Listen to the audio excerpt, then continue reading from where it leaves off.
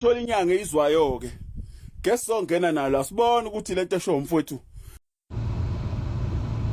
sibingelela ngagomela umhlaba kusesiseme okhuluma uDr Sithole phansi la eMnambithi. Yebo Nkosi yami bhuti pyramid lapho ngiyabingelela kakhulu ndoda enkulu, ngiyabingelela kakhulu Nkosi yami. Angilwe ake senze nje Nkosi yami umzekelo osheshayo ngoba imigede lena ngiyayazi kakhulu and futhi okunye ngisebenza kuyona, ngingasho ukuthi ngisebenza nje kuyo imigede le kakhulu.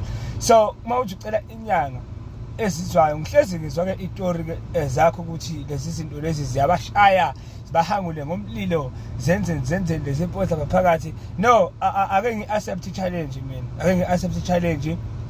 Ngicela ukuthi la le video efinyelela khona ni forward isifinyelele ku pyramid, ngiyayifaka i-challenge pyramid asambe siye lapha sikhombisa abantu.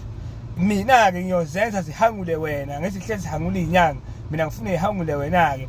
Ipoki oyinto elula umunye yawo nje ngizalwe mina nginesiphiwa ngisithwaselanga ndawo esami sikumina siphila ke ngisithwaselanga ndawo.